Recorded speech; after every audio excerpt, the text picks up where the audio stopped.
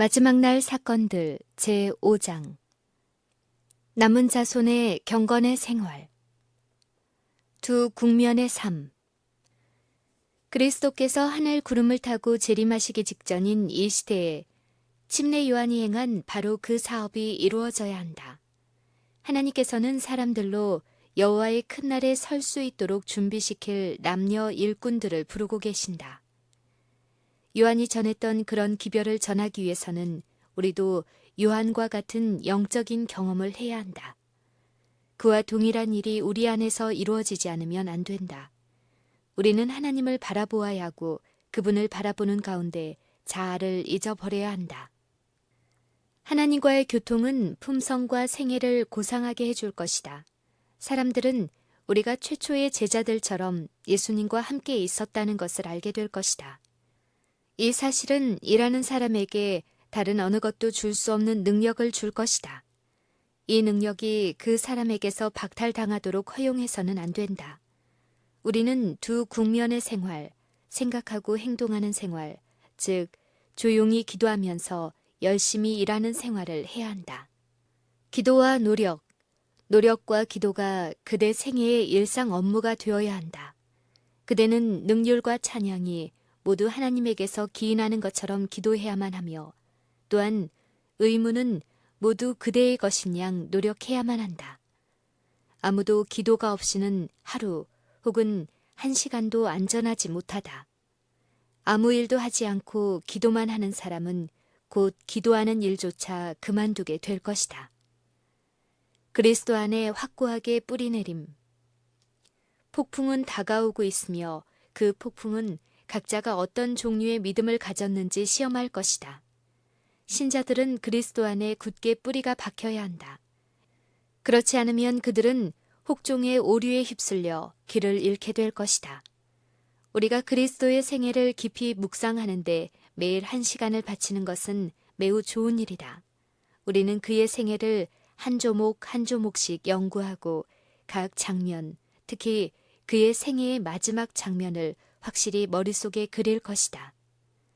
악에 대한 유일한 방어는 그리스도의 의를 믿음으로 말미암아 그분을 마음속에 내재시키는 것이다. 하나님과 산 연결을 맺지 아니하면 우리는 결코 자기를 사랑함과 자아 방종과 죄에 대한 유혹의 부정한 영향을 대항할 수 없다. 우리는 많은 악습을 버릴 수 있을 것이며 얼마 동안은 사단과의 관계를 끊을 수 있을 것이다.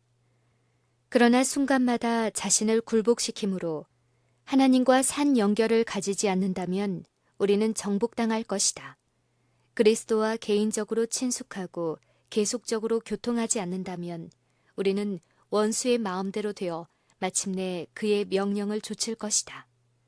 그리스도와 십자가에 못 박히신 분은 우리의 명상과 대화와 가장 큰 즐거움의 주제가 되어야 한다. 성령께서 형성하심. 인간의 마음은 하나님의 영께서 꼴 지우시도록 굴복되기까지는 진정한 행복을 맛보지 못할 것이다. 성령께서는 새롭게 된 영혼이 그들의 모본인 예수 그리스도를 닮도록 하신다. 성령의 감화로 하나님께 대한 증오가 믿음과 사랑으로 변하며 교만이 겸손으로 변화된다. 그 영혼은 진리의 아름다움을 깨닫게 되며 그리스도께서는 품성의 탁월함과 완전함으로 인하여 존귀를 받으신다. 필요되는 것은 우리의 본성적 충동이나 정신적 능력이나 마음의 경향이 아니요 오직 순간마다 하나님의 성령의 지배를 받는 일이다. 성령께서는 우리의 어두움을 밝히 비추시고 우리의 무지를 깨우쳐 주시며 우리의 다양한 필요들을 채우는 일을 도와주신다. 그러나 그 마음은 부단히 하나님을 추구해야만 한다. 그러나 만약 세속이 우리 속에 들어오는 것을 허용한다면 우리에게 기도할 의욕이 없고 지혜의 근원이신 하나님과 교제하고자 하는 의욕이 없다면 성령께서는 우리와 함께 거하지 않으실 것이다. 성경 연구의 필요성. 비록 새롭게 된 심령이라 할지라도 매일 말씀의 소금을 적용하지 않으면 그 아름다운 상태를 계속 유지할 수가 없다. 매일 하늘의 은혜를 공급받아야 하며 그렇게 하지 않을 때 아무도 회심한 상태를 지속하지 못할 것이다. 그대들의 신앙은 하나님의 말씀에 의해 실체화되어야 한다. 진리의 산 증언을 굳게 붙들라. 그리스도를 개인의 구주로 믿는 믿음을 가지라. 주님께서는 지금까지도 그러하셨고 앞으로도 언제나 우리의 만세반석이 되실 것이다. 그리스도인들은 세상에 곧 일어날 놀라운 일을 위하여 준비하여야 하며 이 준비는 하나님의 말씀을 부지런히 연구하고 그 계명에 저희의 생애를 일치시키려고 노력함으로써 해야 한다. 성경의 진리로 그 마음을 견고히 한 자들밖에는 최후의 대쟁투를 견딜 자가 없다. 오직 성경을 열심으로 연구하고 진리에 대한 사랑을 가진 자들만이 온 세계를 미혹시키는 속임에서 벗어날 수가 있다. 우리의 백성들은 하나님의 명령을 이해할 필요가 있다. 그들은 계시된 진리의 원칙을 조직적으로 알아야 할 필요가 있는데 그 원칙은 세상에 다가올 사건에 대처할 수 있게 해주고 그들이 모든 교훈의 풍조에 밀려다니지 않도록 방어해 줄 것이다. 말씀을 암송할 것. 매일 여러 차례 귀하고 황금 같은 시간을 기도와 성경 연구에 바쳐야 하는데 영혼 안에 영적인 생명이 있게 하도록 한 구절을 암송하기 위해서라도 그렇게 해야 한다. 하나님의 귀중한 말씀은 하늘의 왕께 충성을 바치려고 하는 젊은이들의 표준이다. 그들로 성경을 연구하게 하라. 그들로 성경 구절들을 한 구절 한 구절 암송함으로써 주님께서 말씀하신 바에 대한 지식을 얻도록 하라. 그대 주변을 말씀의 벽으로 쌓으라. 그러면 세상이 그것을 허물 수 없다는 것을 그대는 보게 될 것이다. 성경 말씀을 암송하라. 그래서 사단이 유혹을 가지고 찾아올 때 기록하였으되 라는 말로 곧바로 대항하도록 하라. 이것은 우리 주님이 시험에 대처하시고 그것을 물리치신 방법이다. 기억의 창고에 귀중한 그리스도의 말씀을 걸어 놓으라. 그것은 은이나 금보다 훨씬 더 가치 있게 여겨져야 한다. 일할 때에도 주머니에 작은 성경을 지니고 있으라. 그리고 모든 기회를 활용하여 그 귀한 약속들을 암송하라. 많은 사람들이 기록된 말씀을 빼앗길 때가 올 것이다. 그러나 이 말씀이 기억 속에 새겨진다면 아무도 그것을 빼앗지 못할 것이다. 하나님의 말씀을 연구하라. 그 귀한 약속들을 암송하라. 그러면 우리가 성경을 빼앗기게 될 때라도 여전히 하나님의 말씀을 소유할 수 있게 될 것이다. 요한계시록 14장은 하나님의 백성의 닷. 이 마지막 때의 첫째와 둘째, 셋째 천사의 기별을 충분히 이해하는 것이 우리의 의무이다. 우리의 모든 거래는 하나님의 말씀과 일치해야 한다. 첫째와 둘째와 셋째 천사의 기별은 모두 연결되어 있으며 그것은 요한계시록 14장 6절부터 끝절에 나타나 있다. 셋째 천사의 기별을 받아들인 자들 중 많은 사람들이 이전에 전했던 두 천사의 기별을 체험하지 못하였다. 사단은 이것을 알고 그의 악한 눈을 그들에게 돌려 그들을 넘어뜨리려고 하였다. 그러나 셋째 천사는 그들을 지성소로 향하게 하였으며 과거의 기별들을 경험한 자들은 그들에게 하늘 성소로 가는 길을 가르쳐 주었다. 많은 사람들이 새 천사의 기별 가운데 있는 진리의 완전한 사슬을 보고 그 순서대로 즐거이 받아들여 믿음으로 예수님을 따라 하늘 성소 안으로 들어갔다. 이 기별들은 하나님의 백성들에게 닻이라고 내게 제시되었다. 이 기별들을 이해하고 받아들인 자들은 사단의 수많은 미혹에 빠지는 일이 없을 것이다. 하나님의 말씀을 믿도록 마음을 훈련시킴. 마음대로 하나님의 말씀을 의심할 수 있다고 느끼고 불신의 여지가 있으면 무엇이든 의심하는 사람들은 어려움이 닥칠 때 믿음을 갖기가 엄청나게 어려움을 발견하게 될 것이다. 불신의 방향으로 길들여진 마음을 묶고 있는 그 영향력을 극복하는 것은 거의 불가능하다. 이러한 경로를 따름으로 영혼은 사단의 올무에 묶여버렸으며 영혼은 점점 더 조이는 무서운 그물을 끊기에 무력해지기 때문이다. 의심의 편을 택한다는 것은 사단의 대리자를 조력자로 요청하는 것과 같다. 불신의 길에 길들여진 사람의 유일한 희망은 온전히 그리스도 앞에 엎드려 어린아이와 같이 자신의 의지와 방법을 그리스도께 굴복시킴으로 어둠에서 나와 그분의 기이한 빛 가운데로 인도받는 것이다. 사람들은 스스로 사단의 올무에서 벗어날 수 있는 힘을 가지고 있지 못하다. 의문과 의심과 비판의 노선으로 자신을 길들이는 사람은 불신앙을 강화시키는 것이다. 장래의 시련을 위한 준비. 그리스도의 종들은 신앙을 인하여 시련을 받게 될 때 판에 박은 듯한 말을 제시하려고 준비하여서는 안 된다. 그들의 준비는 매일매일 하나님의 말씀에 고귀한 진리를 마음에 간직하고 그리스도의 가르침을 받아먹고 살며 신앙을 증진시키는 기도를 통하여 이루어져야만 한다. 그러면 시련을 당할 때에라도 성령께서 말씀을 듣고자 오는 사람들의 마음을 움직이게 할 바로 그 진리들을 생각나게 해주실 것이다.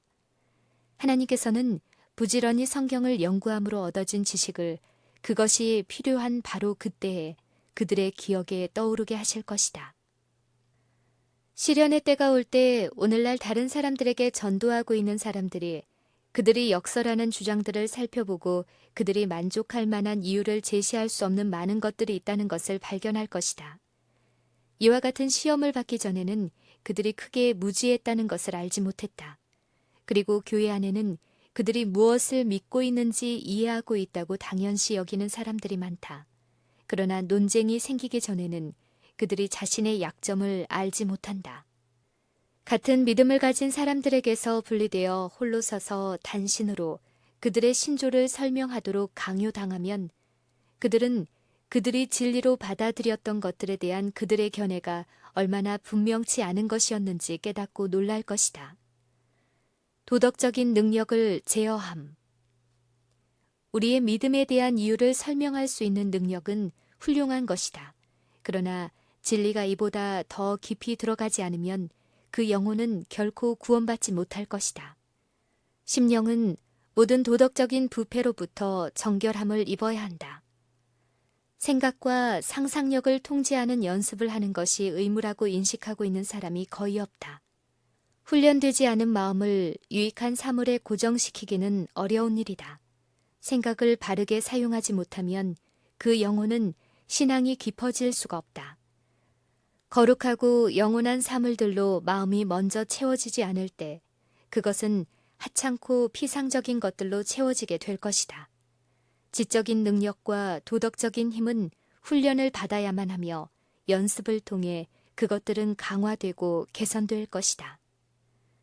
우리에게는 순수하고 고상한 사고를 개발시키고 고양시키며 저속하고 육적인 힘을 기르는 것보다 도덕적인 능력을 강화시키는 것이 절실히 요구된다. 하나님이시여, 우리가 자아 방종의 식욕에서 깨어나도록 도와주소서. 에녹의 모범. 에녹은 승천하기까지 300년 동안 하나님과 동행했으나 그 당시의 세상 형편은 그리스도인이 완전한 성품을 갖기에 오늘날보다 더 좋은 조건은 아니었다. 그러면 에녹은 어떻게 하나님과 동행할 수 있었는가? 그는 자신이 항상 하나님의 임재 앞에 있음을 느낄 수 있도록 마음과 생각을 훈련시켰으며 난관에 봉착했을 때는 하나님께서 그를 지켜주시도록 기도드렸다. 그는 하나님께 죄를 짓는 여하한 행동도 단호히 거절하였다. 그는 지속적으로 하나님을 그의 앞에 모셨으며 그는 이렇게 기도하곤 했다. 제가 범죄하지 않도록 주의 길을 가르쳐 주시옵소서. 나에 관한 당신의 뜻은 무엇인지요? 나의 하나님, 주님을 영화롭게 하기 위해 제가 할 수 있는 일이 무엇인지요? 그와 같이 그는 끊임없이 자신의 길과 방법을 하나님의 계명과 일치시켰으며 그는 하나님께서 그를 도우시리라고 그의 하늘 아버지를 전적으로 의지하고 신뢰하였다. 그는 자신의 생각이나 의지대로 하지 않았다. 그는 하늘 아버지의 뜻에 모든 것을 굴복시켰다. 에녹은 그리스도께서 오실 때 이 땅에서 죽음을 맛보지 않고 승천할 사람들을 대표한다. 에녹에게도 우리와 마찬가지로 유혹들이 있었다. 그는 오늘날과 같이 의에 대해 우호적이지 않은 사회 속에서 살았다. 그가 호흡한 분위기는 지금과 같이 죄와 부패로 오염되어 있었다. 그러나 그는 당시 편만에 있던 죄로 인해 더럽혀지지 않았다. 그와 같이 우리도 역시 순결하고 타락하지 않은 생애를 살 수가 있다. 과거의 하나님의 축복을 기억하라. 우리가 현 위치에 이르기까지 한 걸음 한 걸음씩 전진하며 여행한 우리의 과거 역사를 회고해 볼 때 나는 하나님을 찬양하라고 말할 수 있다.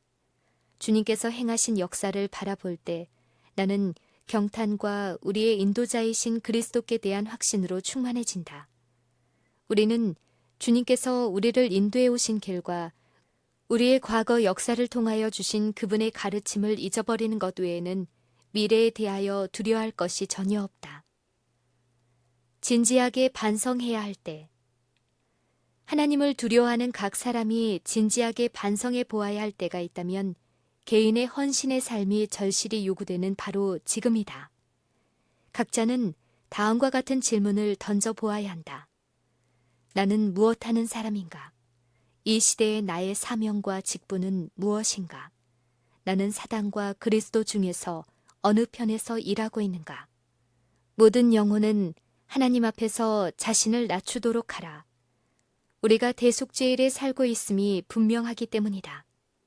지금 이 시간에도 많은 사람들이 지금 하나님 앞에 검사를 받고 있다. 한동안 그들은 무덤에 잠들 것이기 때문이다. 그날의 신앙에 대한 그대의 공언이 아닌 그대의 애정의 상태가 그대의 보장이 된다. 마음의 성전은 그 더러움에서 정결해져 있는가? 나의 죄악들이 도말되도록 나의 죄들은 고백되었고 나는 하나님 앞에서 그것들에 대해 회개하고 있는가? 나는 자신을 너무 낮게 평가하고 있는가? 나는 예수 그리스도를 아는 지식이 고상함을 인하여 모든 것을 기꺼이 희생하고자 하는가?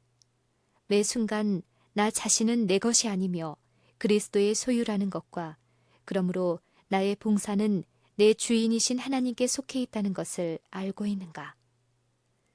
우리는 자신들에게 이렇게 물어보아야 한다. 나는 무엇을 위해 일하며 살고 있는가? 그리고 그 모든 것의 결과는 어떻게 될 것인가? 심판의 날을 염두에 두고 생애함. 나는 이 도시의 사람들이 분주히 사업에 몰두하는 것을 보고 그들이 곧 임박한 하나님의 날을 생각이나 하고 있는지 의문이 갔다. 우리 각자는 미국에 닥칠 큰 심판의 날을 염두에 두고 살아야 한다. 우리는 심판의 날과 상관없이 살 수는 없다. 비록 그날이 오래 지체되었으나 그 시기가 이제 문 앞에 이르렀으며 또한 급속히 다가오고 있다. 곧 천사장의 나팔 소리가 살아있는 사람들을 깜짝 놀라게 할 것이며 죽은 자들을 깨울 것이다. 그리스도의 재림을 위한 준비를 갖춤.